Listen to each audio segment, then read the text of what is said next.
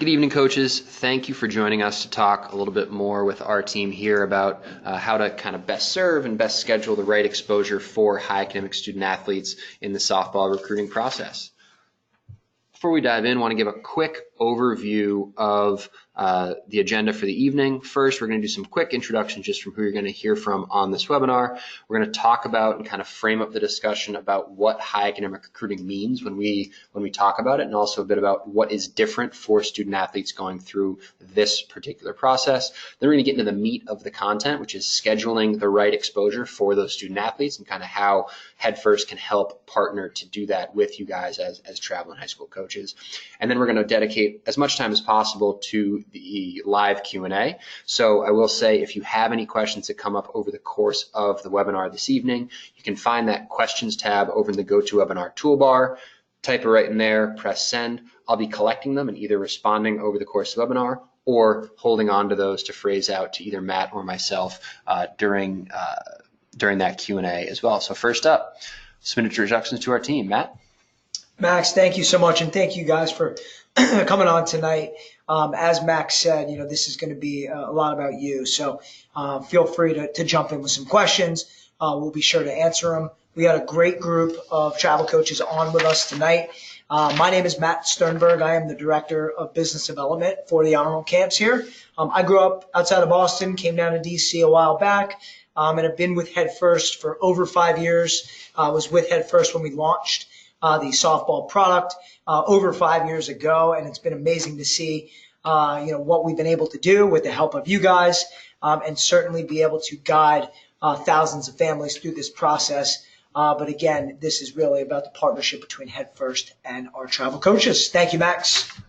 Awesome. And my name is Max McKenna. I'm our Senior Manager of Marketing here for the Headfirst companies, in particular across our Showcase division. I went through this high academic recruiting process. For me, it was on the baseball side of things. I played baseball at Amherst College, where I graduated in 2011. Went into teaching and coaching at the high school level as a 9th and 10th grade history instructor at Phillips Andover and the Master's School outside New York City, and then also coaching at both those schools as well, in addition to doing some summer travel coaching and kind of light recruiting advisement for 18U and 16U teams and players during that process. Came back to Headfirst full-time in 2014, June 2014, believe it or not, after having interned here for a couple summers while I was in college. So similar to Matt, have spent a lot of time in this space talking to student athletes and families and coaches about how to navigate these particular waters of high academic recruiting. Now, we've already said this quite a bit, high academic recruiting. Let's jump into what that means and how we frame that conversation.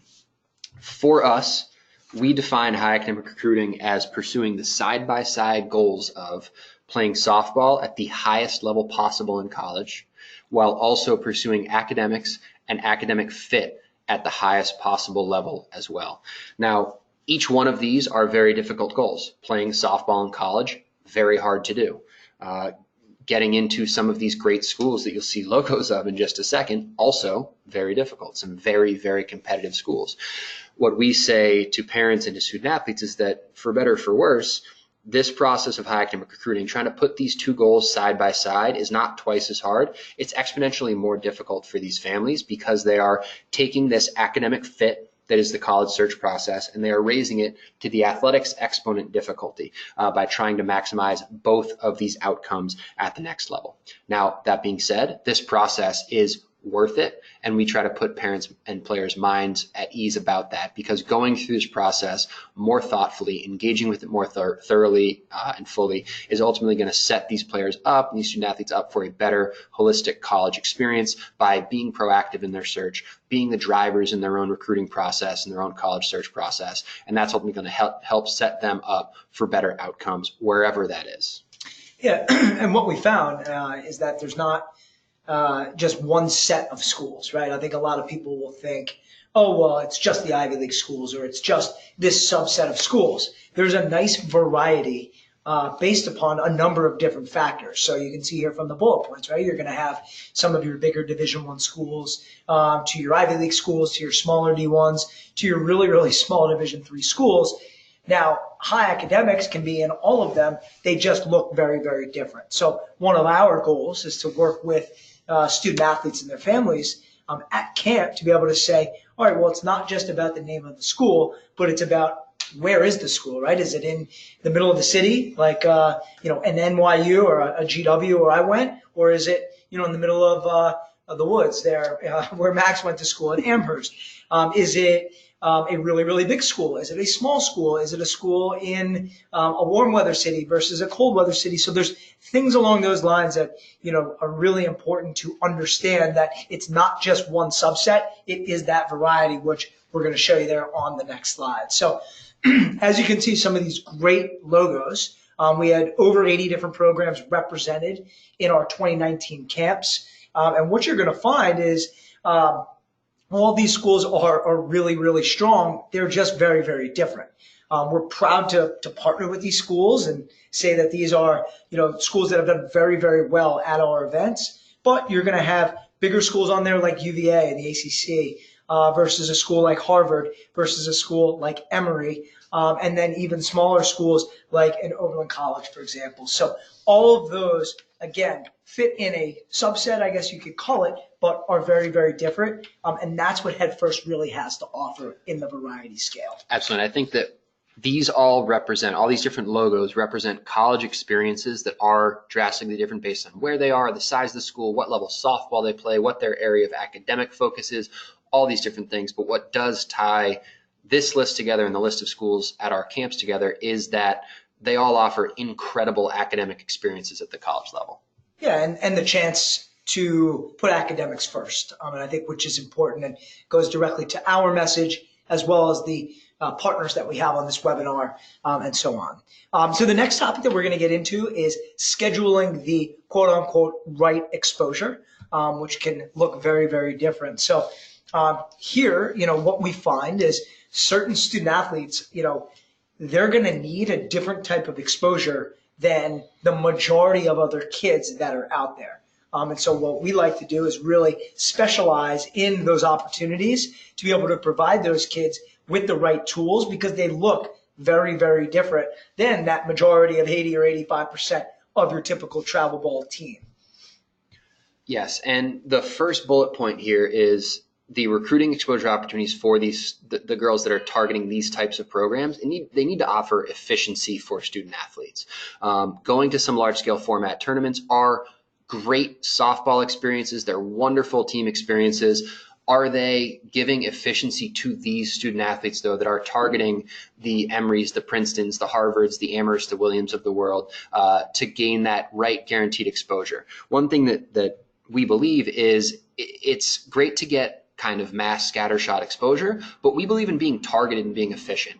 Rather than going 5 different places to see 6 different schools that might be on your college list, we believe in offering a service, offering our camps that give all 6 or 40 or 50 or 60 of those schools that you might be targeting, put them all in one place. And not only the schools that your girls might be already know that they're looking at, they're already looking at Harvard and Princeton because they've already heard those names, but have they heard of Pomona or Grinnell or Oberlin, some of these schools that offer wonderful academic and softball opportunities that they may or may not have heard of, but that might be the perfect fit for them at the next level. That's what we view as delivering efficiency, is getting in front of as many of these right kinds of schools all at once for guaranteed exposure, which we'll kind of touch on format-wise later on. Yeah, and one other point before you get to the next bullet, Max, is also a lot of the kids that we see, they're really good ball players. They're obviously really good students, but they don't necessarily pass the eye test. So what you want to be able to do is say, that's okay. I need to be in an environment, in a setting where they're looking at a number of different factors, not just that I step on the field and I'm 6 feet tall and I'm going to hit the ball as far as possible. I think what's important is to say, hey, listen, I am that well-rounded kid, and so you need to be in an environment that's going to allow you to do it in an efficient way. The next point here is very, very similar to what you were talking about, Max, but it's for the college coaches. They have to be really picky at the high academic level about where they go. You're going to talk about a little bit more of that a little bit later on, but as fast as a girl is, or as hard as she's throwing, or as hard as she hits the ball, it doesn't really matter, because if she doesn't necessarily have the GPA or the test scores or the will to be able to play at a school like Harvard or at a school like Pomona or at a school like Georgetown, it's going to be very difficult for a coach to say, well, it doesn't matter, I have enough pull to be able to get you in. Doesn't work like that for these high academic kids. So they need to make sure that the kids that they are recruiting, they really build those relationships with. They know who they are. They know who they are as a student. They know who they are as a person, and certainly as a softball player, and make sure that they are not wasting their time looking at kids that just don't have a shot at their school. Absolutely. And this is because these coaches are recruiting with a limited staff and on a very limited budget. If you look at the Michigans or the UCLAs or the Cal Berkeleys or the Arkansas and Mississippis, and those schools, they have the budget where they can be a lot of the places that they want to be, and they can pay coaches commensurately to be able to be at as many tournaments as possible and really recruit a nationwide footprint. The Harvards, Princetons, Williams, Swarthmores, Haverfords of the world, they don't necessarily have the coaching staff or the budget to be able to do this. If you're Lacey Wood from Harvard, you need to be very efficient where you are doing your recruiting, because you don't have the budget to get the plane ticket and the hotel to go to all the different tournaments that you would like to. Yes, you're going to be at the Zoom in June, and yes, you're going to be at the Sparkle because they're these big things. There are other tournaments that I know these coaches would love to be at recruiting, but they either don't have the personnel or they don't have the recruiting budget to be able to do so effectively. And so some of these tournaments, while they offer great experiences for schools that do have this level of recruiting resource, for a lot of these smaller schools that offer these great academic experiences, they don't have the resources to be able to recruit these effectively. And so for them, it's about, as Matt said, really targeting efficiency in their own recruiting by being in a place where they know a lot of the girls are going to be of the right caliber of player and of student to be the right student athlete for their programs as they look to fill out their recruiting class.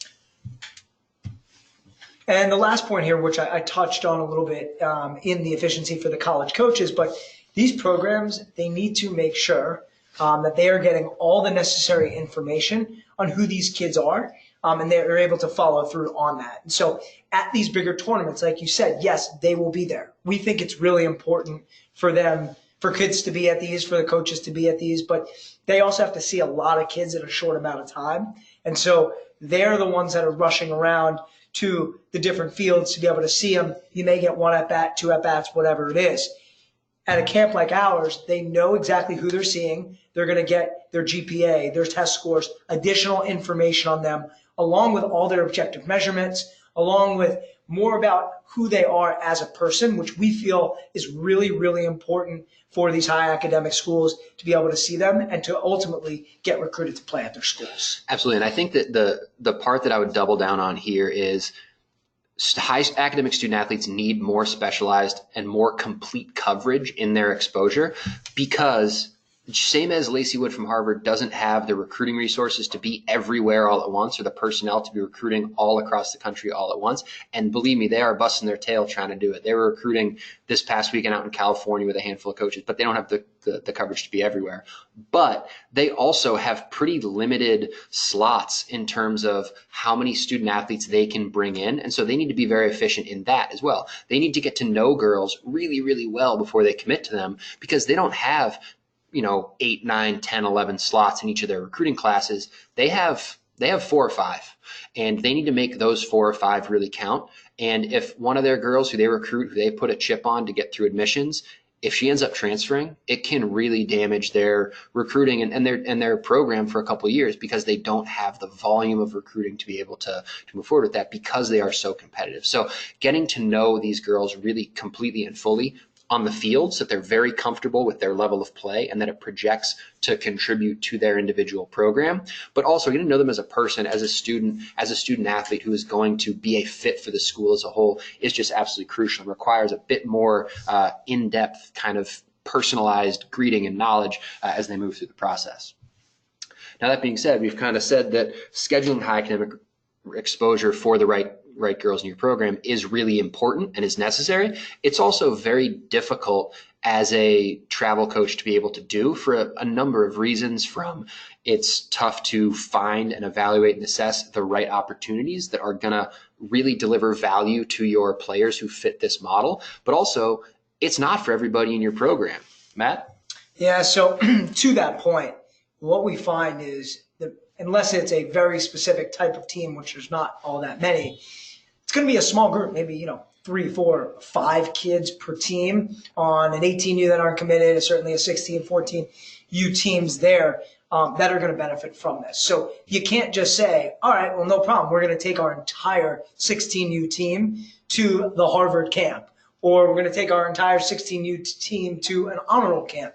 So where this benefits, where this is only taking care of a small group of folks, it's really difficult to be able to make sure that everybody's treated equally, because at the same time, it's a lot different for a kid who doesn't need to worry as much about their academics. They just need to really stay eligible and be the best player that they can, compared to a girl who has to be really good in all aspects of it.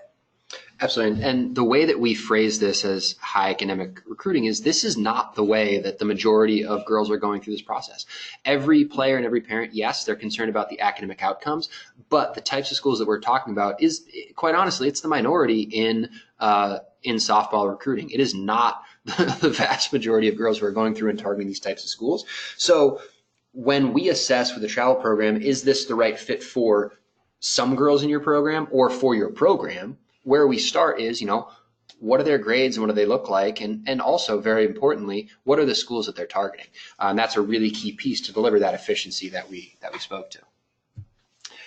Next up, the reason that this can be difficult is that you guys as travel coaches are tremendous resources on your student athletes to a lot of coaches, and you guys know a lot of coaches in the space, and you have relationships that we absolutely do not have. There is somebody on this webinar, I guarantee it, who knows all of the college softball coaches in Southern California much better than Matt or I do.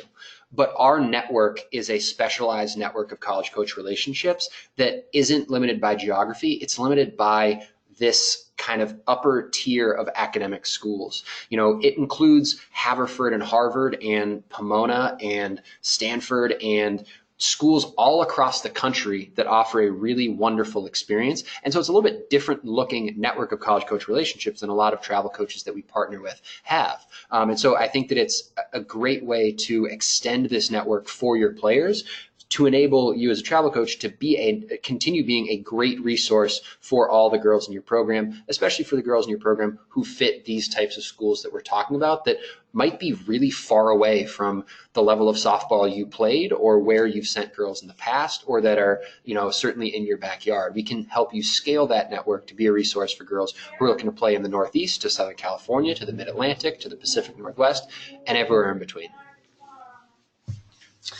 Next one here, which I think is really, really important, is it's, as I said before, it's a much different process and certainly a different timeline. So what you're going to find, and Max, as we say, the academic slowdown here is it's going to slow down for these kids compared to their teammates who are off committing to school. So we feel as though getting exposure at a younger age is really important, because that's going to set them up for success. But at the same time, one of these high academic schools isn't going to say, all right, well, you had a really good freshman year. We don't have any SAT scores. We don't have any ACT scores. You got a 3.8 in your freshman year. Great. You're ready to go to an Ivy League school, right? They need to know how you're going to score compared to others. How are your freshman, sophomore, junior year classes going to turn out? But I will tell you that overall, being able to get out there early and on these coaches' radars really allows for them to do a plug and play as they go and see how they're going to improve. But that means that when you are going through the process with, call it player A versus player B, who's more of the high academic, their paths are much different. And player B's is going to be, hey, you may not commit until the summer going into your senior year. It may not be until even after that, when you get into the winter period. So that to us is really the difference in the recruiting on the timeline scale. Absolutely. And I think that really important here is a lot of girls who are targeting these sorts of high academic schools that just because their admissions is so competitive and their admissions departments are so competitive. And as Matt said, Lacey Wood from Harvard or Coach Pat from Georgetown isn't going to be comfortable saying, great, you have, 2 semesters of high school and no test scores. I'm going to walk your folder over to admissions and say, this is my incoming class. It's really tough for them to do that because of the rigorous admission standards that these schools have. So girls that are targeting these types of schools feel like oftentimes they are late in the process as they watch their teammates commit around them, which we think that a really key piece of supporting high academic players in the recruiting process is helping them understand you're not late, you're moving on time for this process, and equipping travel coaches like you guys and families and really importantly parents and student athletes, most importantly student athletes, to understand how this process moves. And this is another key piece of why specialized scheduling of exposure is important for these girls, but also can be very difficult because they feel like they're behind in the process and they want to try to speed things up for themselves. Next up, school-specific camps are something that we believe very firmly in, and they offer a wonderful and key opportunity for student athletes to target a school that is on their list and has made it really into their final 3 or 4 schools. But they are too targeted to be used early in the process to help build early top of funnel recruiting exposure. And that's the role that I think we play. Going to Harvard for their softball prospect camp, really important. Going to Pomona for their for their softball prospect camp, really important if you're interested in these individual schools.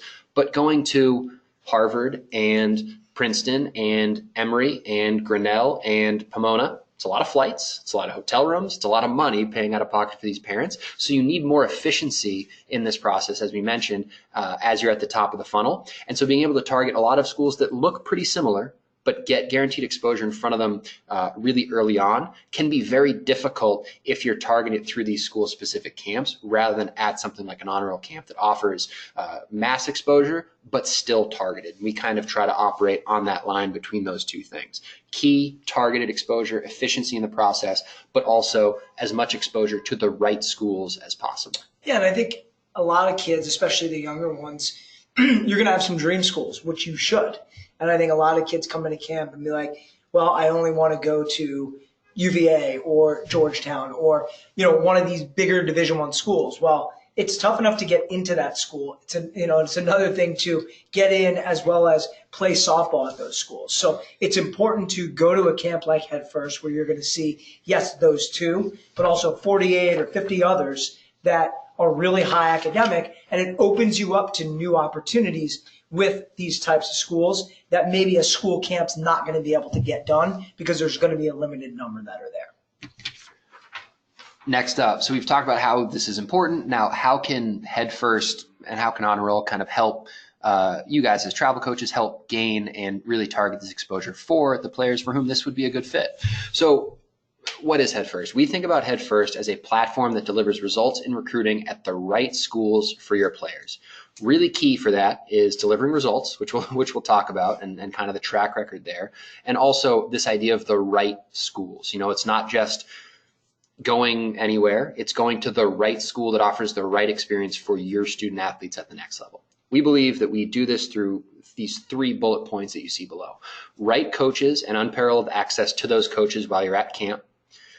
Right guidance and support from the Head First team and from partnering with travel coaches like you guys to help girls through this high academic recruiting process. And then the right at camp format that gives really good insight and in-depth recruiting insight into who the players are from the college coaches to help them make recruiting decisions right then and there and really gain a lot from this exposure. So to start off here, we talk about the right coaches. When I look at the recruiting process, it's not about Head First. It's not necessarily about the travel ball team. It's about the player and it's about the coach in that school.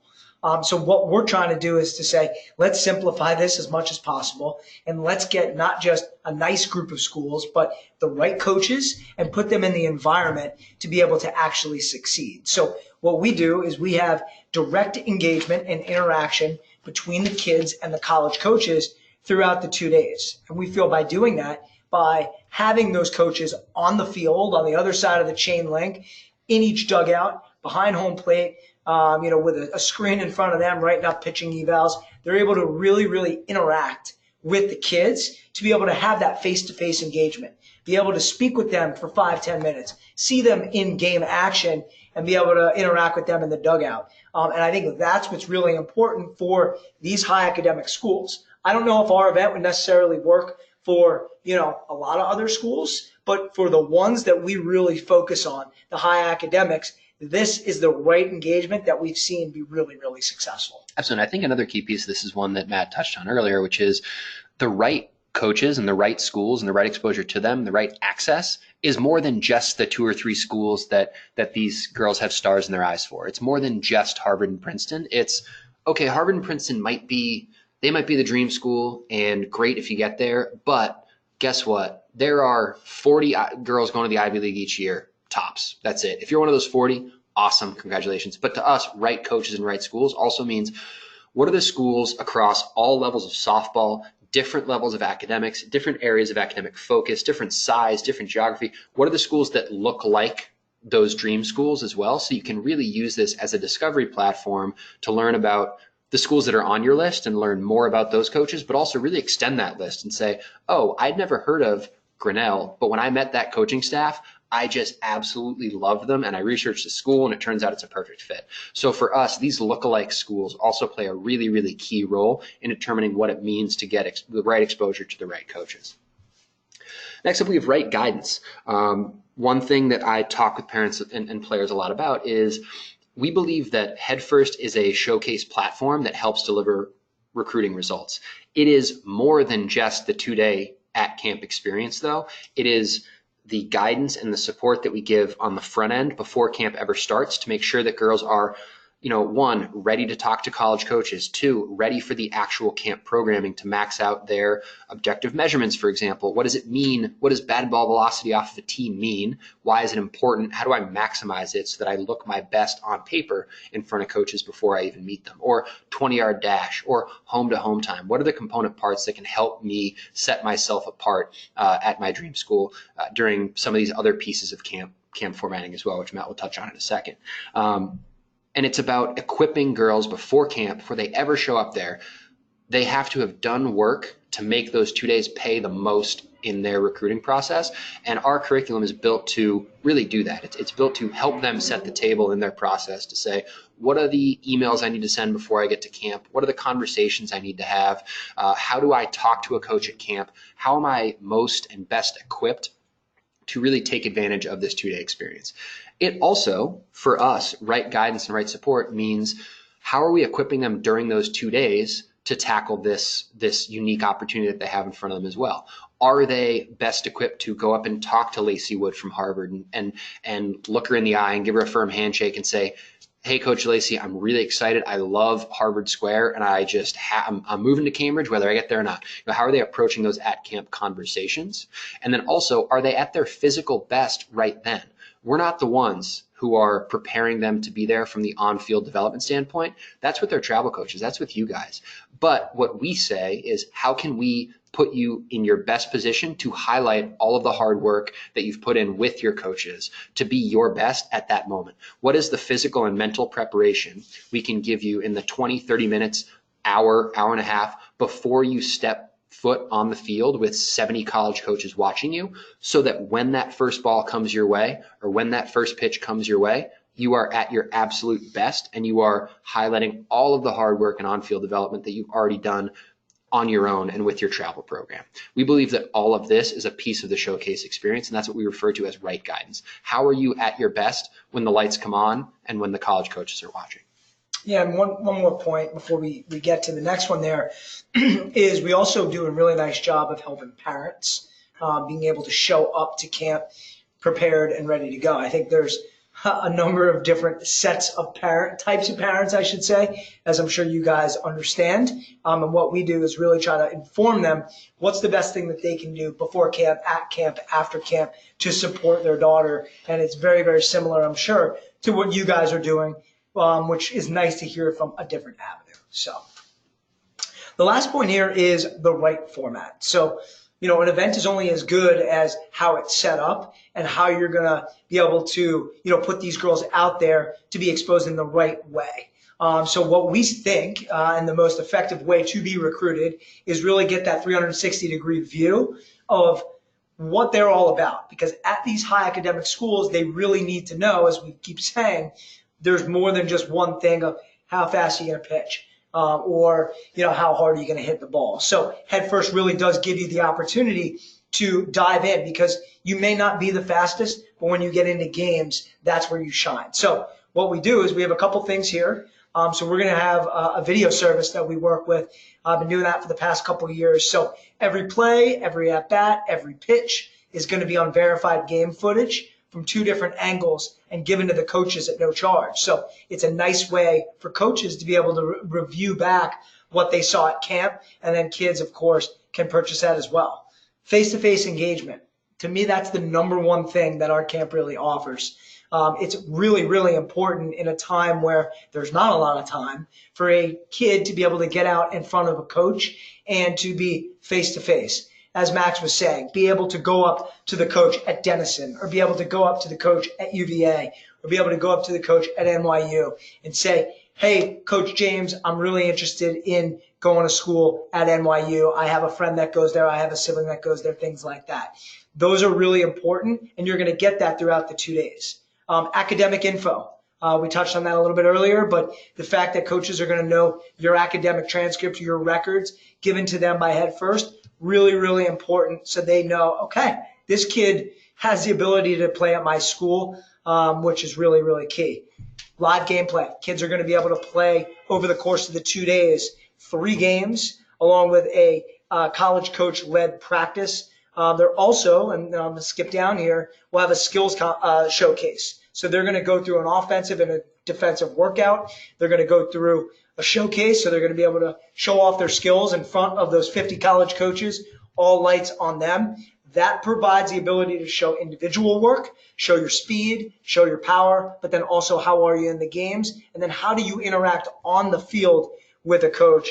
And the last point where a lot of this stuff is moving to, as I'm sure you're seeing, is the data and analytics. So we do a lot of that at camp, a lot of what we do during writing up pitching evaluations and how that works. Those are really important things to be able to tackle, to be able to master, to be able to give to these coaches so they can return back and say, yep, I have everything I need now to make a decision on this kid.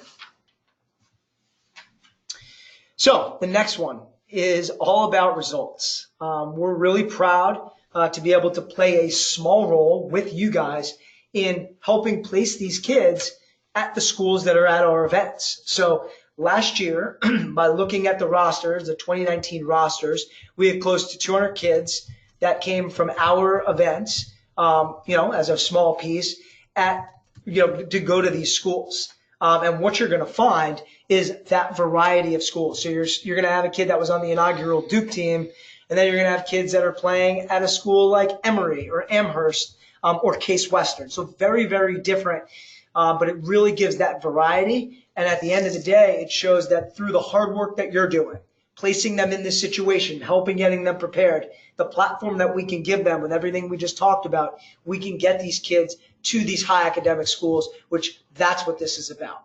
Absolutely. And this 171 number is the number of student athletes who came through our program who are on these college rosters.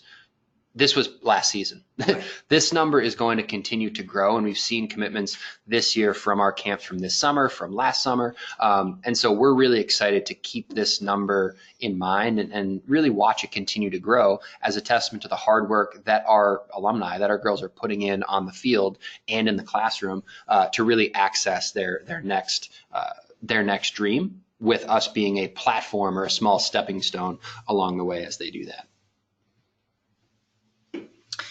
So the next point here we want to talk about is what does our 2020 calendar look like, and then team rates. I'm sure you guys have gotten a couple of emails from us about this, but to go over our calendar, it's going to look similar to last year. We did push our California dates a little bit further into June to not interfere with our West Coast in school. So what you're going to find here is June 23rd and 24th. And then the 25th and 26th, we are back in Chino Hills. So really looking forward to that. That will be before the Sparkler event. It will not tag along with Zoom into June anymore. The next dates, we're going to go across the country on the Long Island in New York. That's going to be the August 4th and 5th and 6th and 7th. What we're finding is a lot of travel ball. Some of the bigger tournaments are going to be wrapped by that point. So this could be a good camp for our East Coast kids that are done to be able to send them that way. And then we do have our fall dates that are going to be in the November timeframe, which is November 7th and 8th down in Orlando. We just came back from that camp a couple of weeks ago, and it's a really nice opportunity for our underclassmen to get ahead of the process for the following year, and certainly for any of the unsigned seniors to get that last look in there.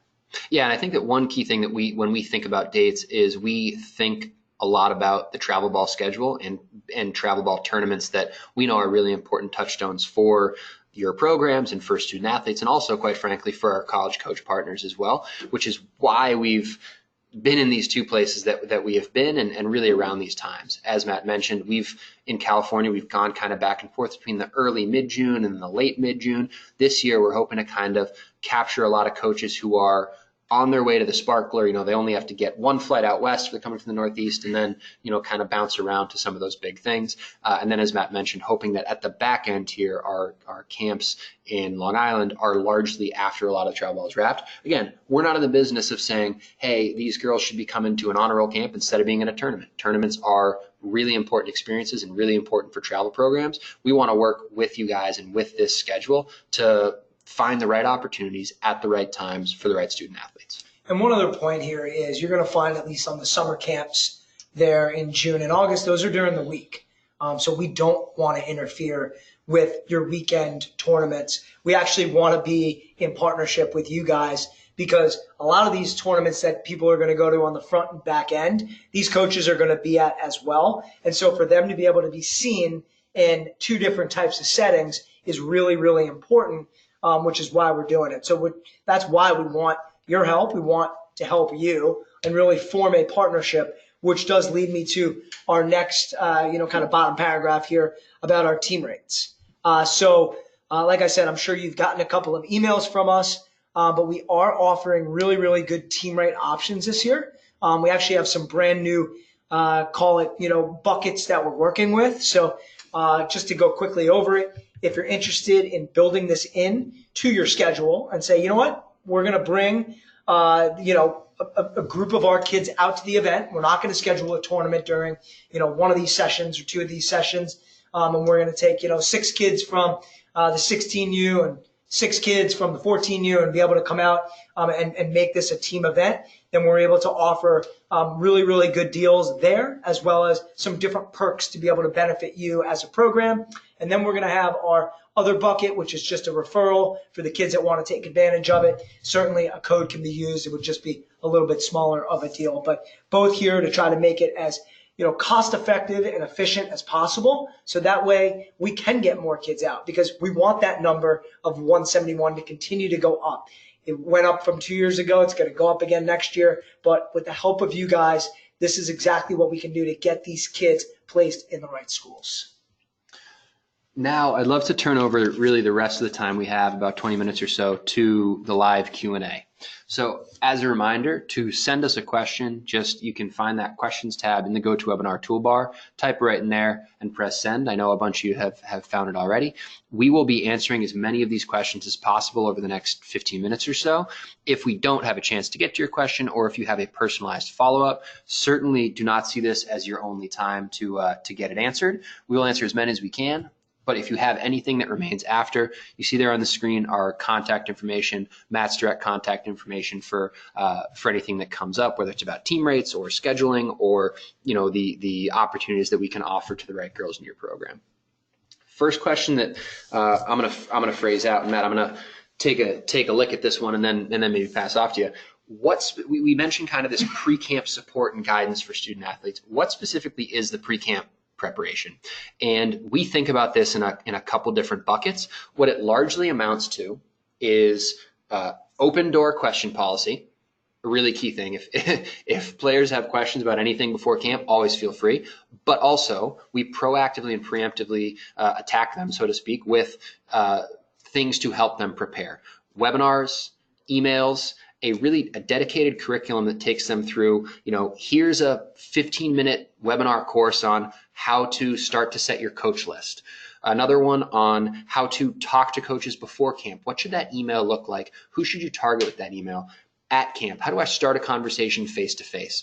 At camp, how do I maximize my batted ball velocity off of a tee, or maximize my overhand throwing velocity, or maximize or minimize rather my 20-yard dash to really make sure that my objective measurements look good? And that being, here's what we do at camp, and also here's how we collect the data, and here are some ways that we think you can help get those objective measurements to the best place possible before you ever arrive.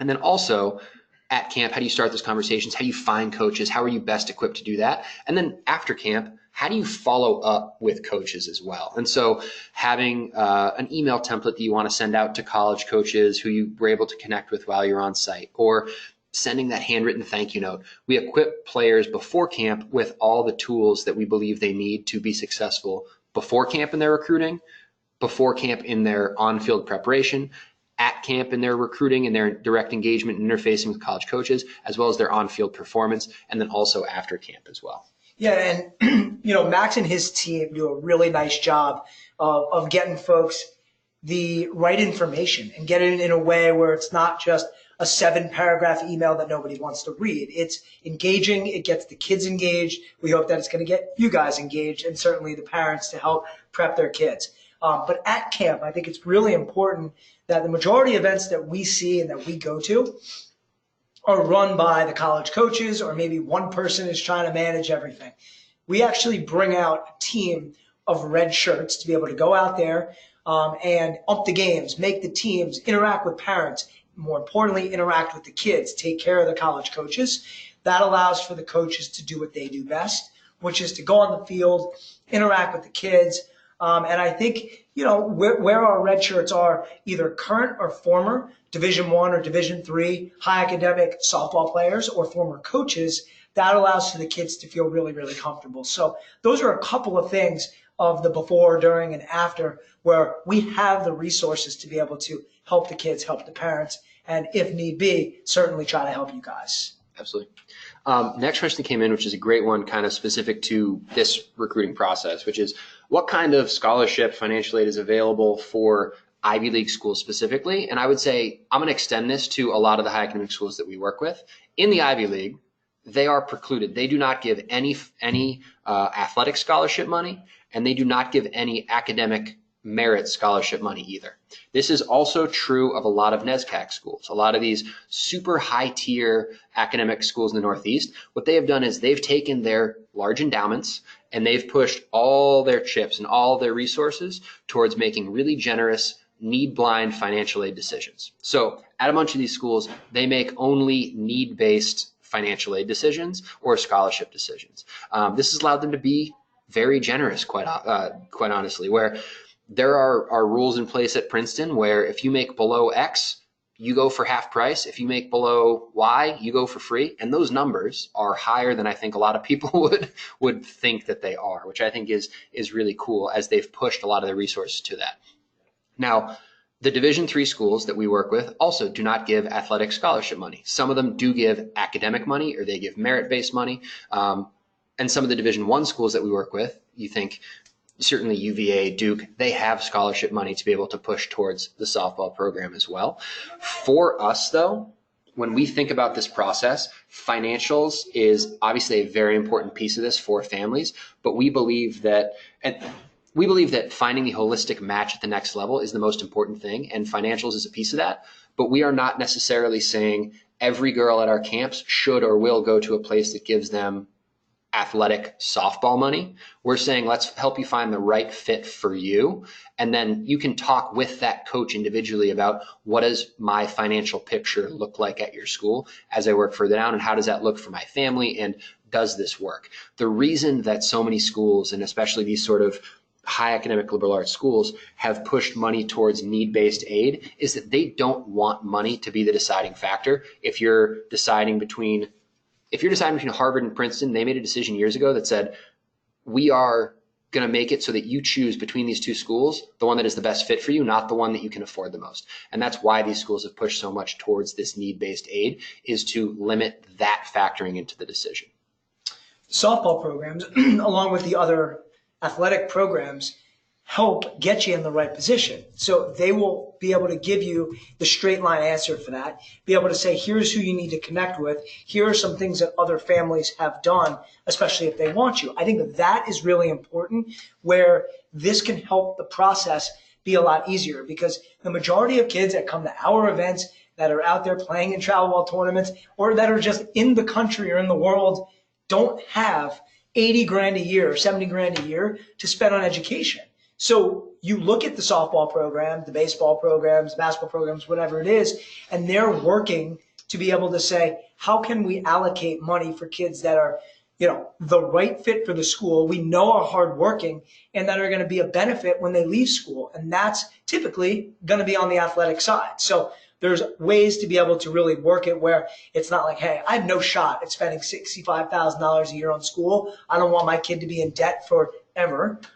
So that's essentially where you're going to go. And so I think we've done a really nice job of placing them in that position where you love the school. There may be opportunities for you to be able to get there without spending a fortune, and it's more of a state school type of financial commitment. Absolutely. And as Matt mentioned, I think a really key piece here is these individual conversations with specific college coaches are going to be really, really important. A coach at Grinnell is going to have a different picture admission-wise and also financial aid-wise than a coach than Coach Johnson at Amherst. They're going to have different financial pictures. So it's important to have these individual conversations as you express interest in college coach or in college programs, and as you garner interest, as student athletes garner interest from these college programs, to be able to assess that as a piece of the next step as well.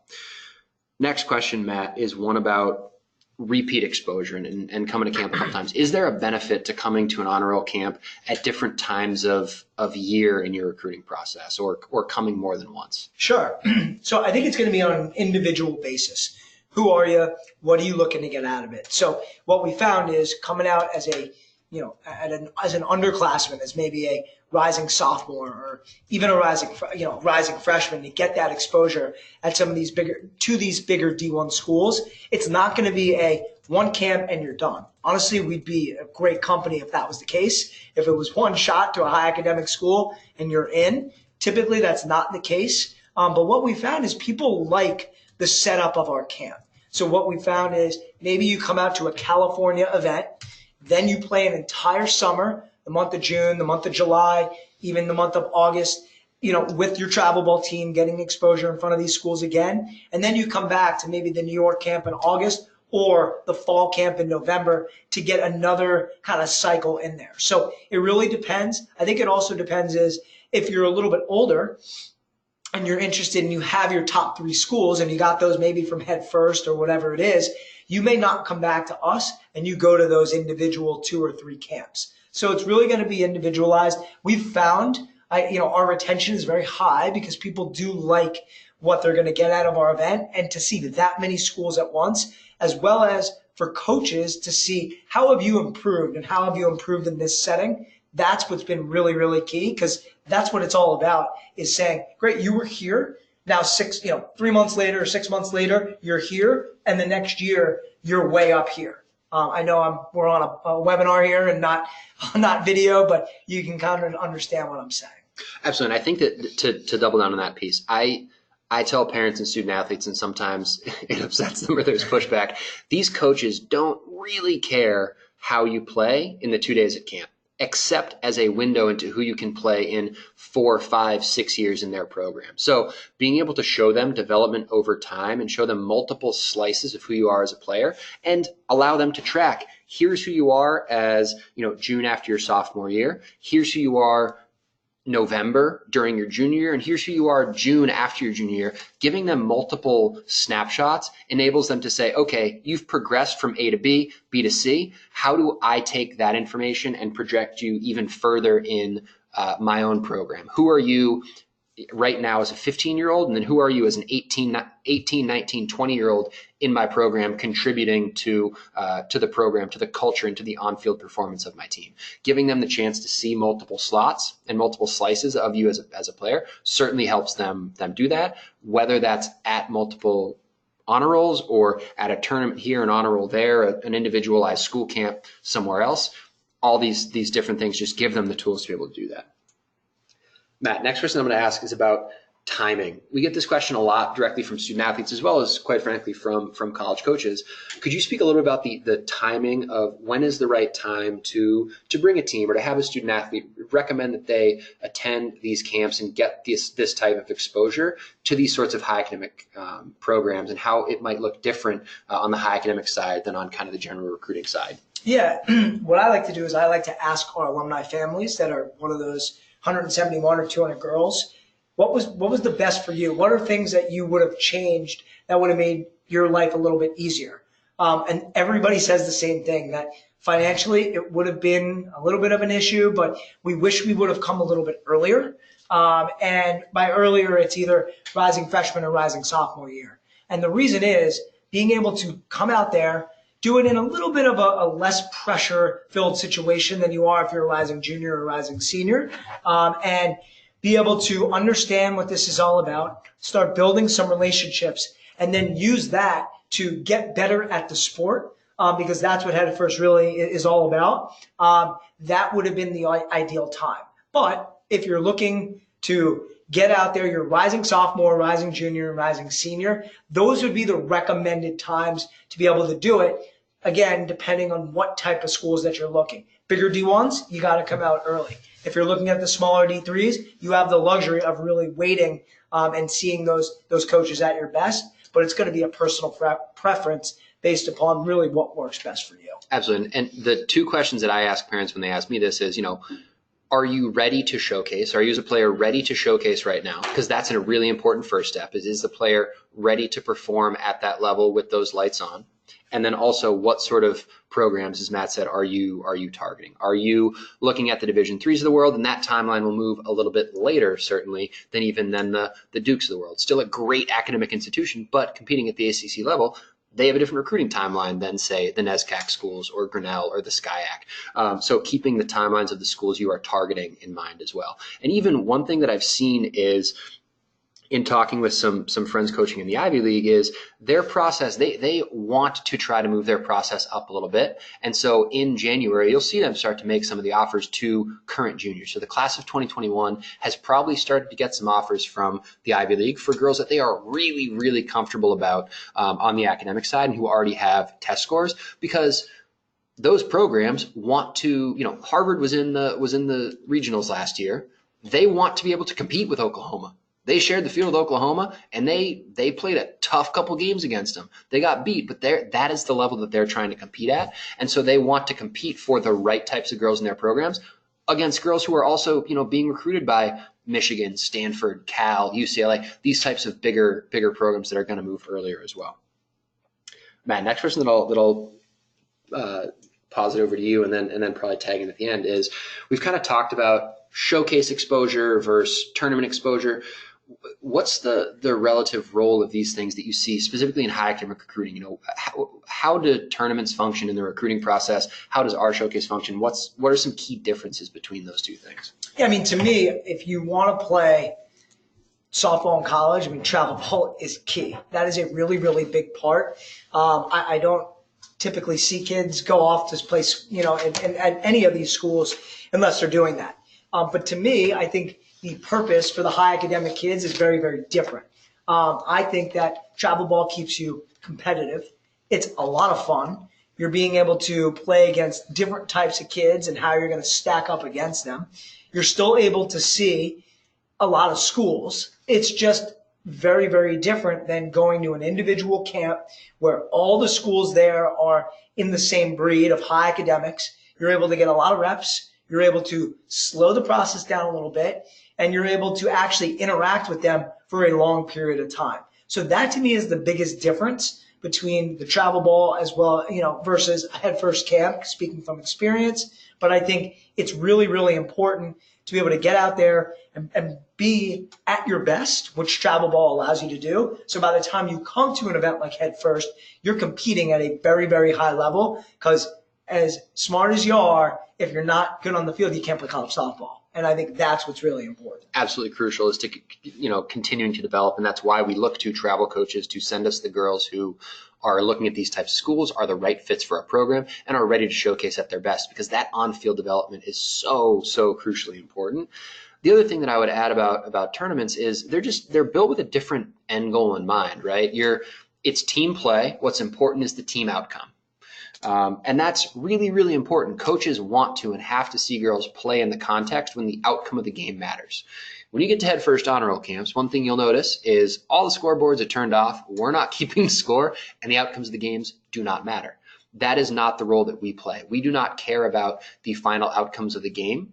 And while it might be the right thing in a tournament for a team to say, we need to make this pitching change to help the team, we're not going to make that pitching change, because our role is, let's set up each individual when the spotlight is on her to be her best, and then give them every opportunity that they have during that time, and give them as many chances as possible.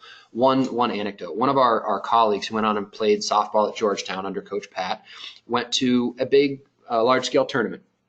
She signed on as a free agent. Her travel team wasn't going. She signed with a free agent. She gets to her first or second at bat in the game, and Princeton and Haverford and Coach Pat from Georgetown are all standing behind the backstop, and she strikes out on 3 pitches. That is not the outcome she wanted, and she said, great, that's the end of my dream at those 3 schools, I guess. Now, she got lucky, and she got recruited by Georgetown on the strength of a different appearance that she had in front of them. But at our camps, we want to say, not only are the right coaches there, but are the right coaches watching? Are the right coaches watching as many times as possible so that they can catch you at the right time to get your name highlighted, to get your name circled? If they see you strike out once, we also want to put them in a position where they see another at bat, and maybe at that time you double to left center. We want to give you as many opportunities with the right coaches watching as possible to kind of even the odds and help you find success while these coaches are watching. Another key part is, for safety's sake at those tournaments, coaches are behind chain link, and we hope they stay there. But for everybody's safety, that's what we hope remains the case. But at our camps, we try to remove that chain link. We put them in the dugouts. We put them on the field to help facilitate that organic back and forth and those organic interactions at camp, which we believe are really important to, in addition to assessing through the chain link and seeing girls play, but also getting to know them as a player and getting a sense of who they are on a team and who they are in the dugout. We believe is really important as well, and we want to help facilitate that side of the recruiting process too. It looks like we are out of time, and so to respect everybody's time, I want to make sure that we end this as promised. What I'll say is, on behalf of everybody here at Head First, thank you so much for joining us this evening. We're really excited to continue this dialogue over the coming weeks and months, and certainly hope to see some of you at our camps this summer.